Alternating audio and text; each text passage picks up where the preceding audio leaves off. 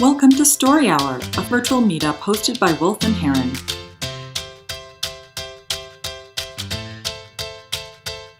Okay, different perspective on the story I've told, and a few of you were here. And this perspective is the prompt.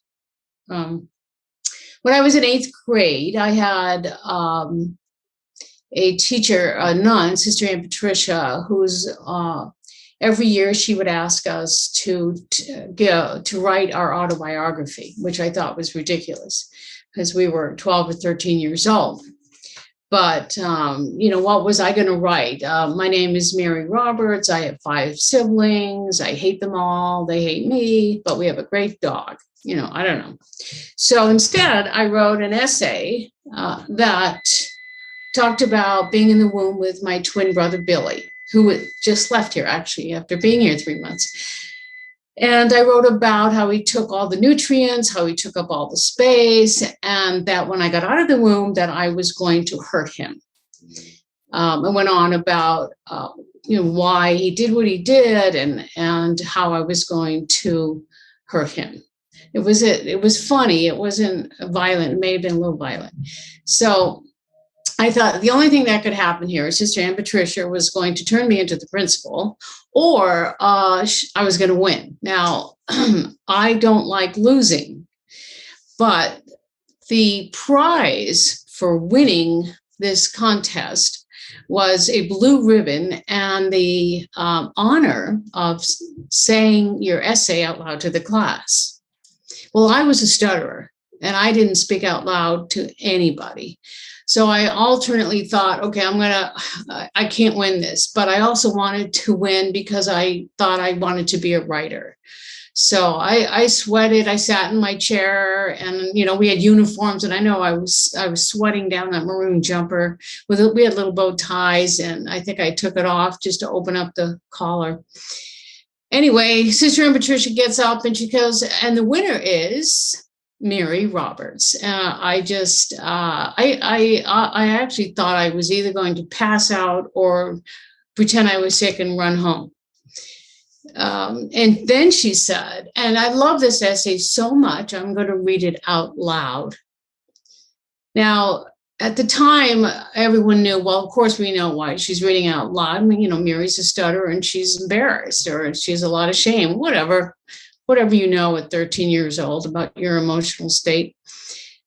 So I thought later that I thanked her and I was so grateful, but I also thought, did she enable me to not speak up when I needed to? I thought about this for years, and it's always been a point in my life where I thought this is where I needed to make a decision.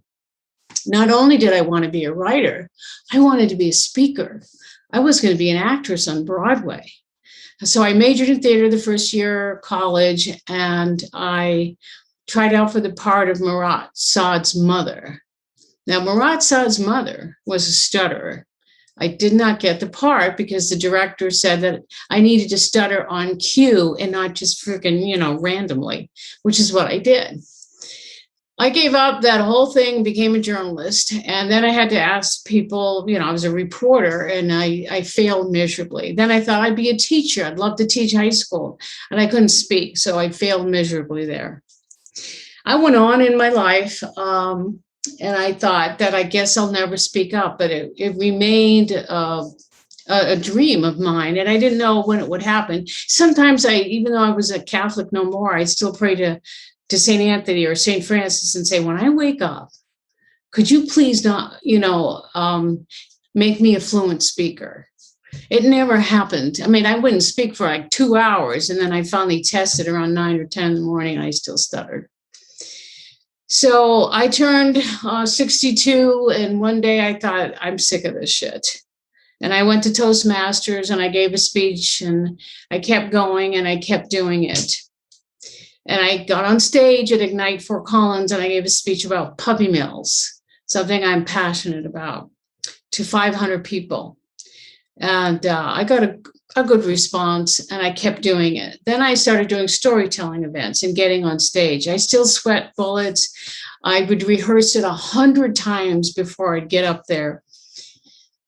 And now I teach storytelling to a few clients. I teach it at Osher Lifelong Learning Institute. I teach memoir at a class in Fort Collins. But what I really do, and I host storytelling events and coach them, but what I really do is I help people speak to other people on stage. I help people really speak what they need to speak. And I think, well, I have Sister Ann Patricia to thank for that. There was a time when I had something to say and I couldn't say it, but I could write it. And she said it for me.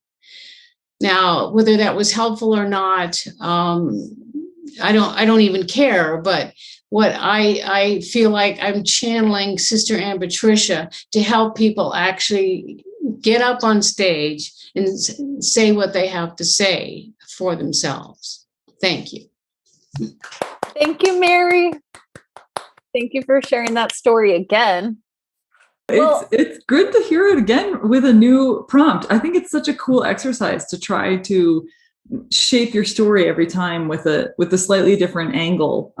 It can illustrate to you and to the rest of the world how powerful a single experience can be and how we can leverage it for multiple different instances. Well, and to kick off the positive feedback, it didn't feel long to me. No. It felt perfectly sized personally. Any other things that you appreciated about Mary's story? What did you notice? What was compelling about it? It felt very complete. It felt, you really looked at what you needed to say. I could tell you really looked, and you told a full story, I felt, and you ended it up with, like a sense of where your purpose is now in life, garnering all your experiences from your whole life. And now you're turning it into serving others with what you struggled with. So you're turning what you struggled with as a means to help others. So you're using what you have, which is beautiful. Mm-hmm. I would second that. Yeah, I haven't been on the story time much with you, Mary, but I have heard this story before, but I like it applied to where, to the new prompt. I thought it was really awesome the way it flowed into that. And I do like the description of the jumper.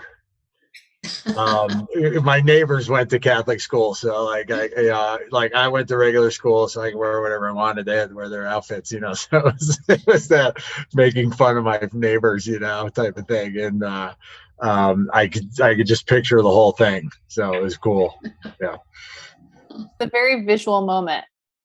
Go ahead, Leela. I'll just add one more thing, which it didn't sound rehearsed at all. So when you guys said that you've heard this story in a different version before, I was really surprised. It seemed very, very natural. And the way you said the story was, again, mixing in humor and, a little bit of, a lot of emotion, which was really fun. And you carried me with you through the story.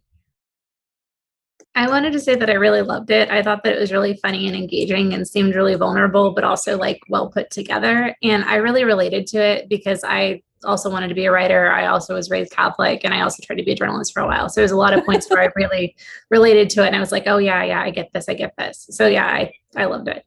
Oh, cool. Thank you. Stephanie. I would second Leela's comment about the emotion. To Bart's comment about the jumper, I'm thinking, like the sweat and the physiology that you leaned into a couple of times to kind of to bring to life those emotions was great. Yeah, the polyester, because you can just feel it. It's interesting how you don't need that many details to have the details that you have evoke just so much visually or physically, like the feel of it as well. What about ideas or experiments for Mary? Suggestions? So going back to the outfit and that thing, I could feel that, but I would latch onto that, like that whole anxiety of because we've all been there. We've all been in that like position of like, oh boy, especially as a kid when you're trying to do an assignment that either you don't know how to do it, or or you're so nervous about it, and diving into that a little bit more to explain overcoming it in a way, the challenge. Mm-hmm. Rob and then Stephanie. I would use your sense of humor even more. You have a great sense of humor, and you brought it in a few times, but I would even bring it in more. Mm-hmm. I would piggyback off of Bart, but actually point you to a different point in your story, because I actually find this version of your story, the turning point was you were 62 and you decided to go to Toastmasters, and damn it, you were going to get over this. And I think that moment deserves more focus. Yeah. And is it like the first talk that Toastmasters, what does that feel like? How do you even decide to go, right? And what was it like sitting in the parking lot outside Toastmasters for the first time? Like I'm feeling like there's way more story in that moment. Yeah. Oh yeah. There's a huge story. I think I told it last time too, but I was running out of time. About how I gave everyone a disease on a postcard and said, what if you woke up and that's what you had? Because my icebreaker was on stuttering. Yeah. Yeah. Oh, that's great. Yeah. Which I will never do that again, because I put cancer to, somebody, I don't know if they had cancer. What a stupid thing to do. Anyway. we can learn. But so Stephanie's comment is kind of related to questions that I would ask you in terms of like, how may the story shift structurally? And I actually think this is, what's interesting is this is the third iteration of the story that you shared here. And meanwhile, there's probably, what we're hinting at is there's probably 1,000 more. And what's great about that actually is that that does let you stay live in the story, because it's not like it'll ever look the same, depending on who you're speaking with or why you're speaking with that person or those people. You may shift the focus of the story. But so when you're facing one of those situations, what you may ask yourself is, okay, like what is the most substantive point or conflict to settle in for this particular audience? And is it to do more emphasis with the micro story at the beginning? Is it to focus in on the Toastmasters? Depending on the message, the theme, what we would say, the theme that you want to carry with people, you're going to dive in and deepen, a different part. And we think about, when we talk about story structure, that like 70% of your story should be conflict.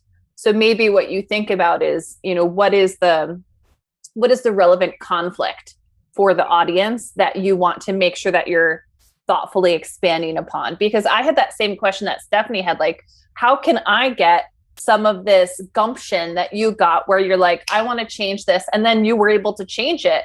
Like, I know that there's more there. That was so fascinating.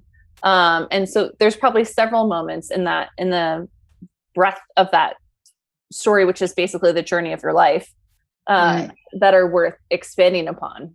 Yeah. And actually that has a huge story around it. And I have a story about that just touches on Sister Ann Patricia. Mm-hmm. So, yeah. So, but you know what, it's hard. You think, I'll be 70 in September. So it's only 8 years ago. And I'm thinking, how did I do that? Yeah. I don't know. And so that requires me, since I write memoir, you got to go back and think about it for, 10 miles as you walk, but it takes a while to get there. But I think I just got an idea. So thank you. Excellent. Leela. Yeah, I just wanted to add one thing, because this dialogue sort of got me thinking. And the original question that you posted in the invite said, tell us this story, and we picked this story because we think it's a way to influence people. And so my comment to you, Mary Roberts, is maybe adding a little more at the end of the story to really inspire other people to overcome their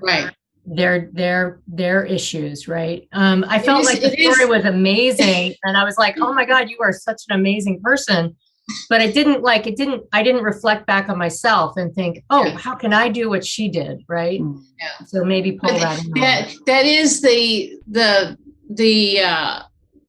seed to the TEDx talk I'm working on. Mm-hmm. That's right. So how do we do this? How do we get over what we think about ourselves as children and we can't go any further? How do we get rid of that? You know, therapy, ayahuasca, LSD, I don't know. Right. But I did it. I didn't speak till I was in my late 50s, you know, to anybody, but to really anyone, I was 62. So that's what I need to really, because that's what I want to tell people. One last comment. I would love to hear more specific stories with the conflicts that you encountered with your family, with your brothers and your sisters. No problem. Yeah, right. And see, you laugh because you can. That's where you can find a lot of humor. That's where you had the strongest humor when you talked about you and your brother in your womb, and he was taking up too much space or something like that. You know, that. I think I felt for me that was a highlight. You know, I also had a twin brother myself and stuttered as a child, so I identified with a lot. Oh. Yeah. Also, people can relate to that. I think the sibling rivalry and Yeah. Well, thank you again, Mary, for your story, and thank you everyone for your feedback. Thanks. Thank you. Visit wolfandheron.com to find out more about our story hours.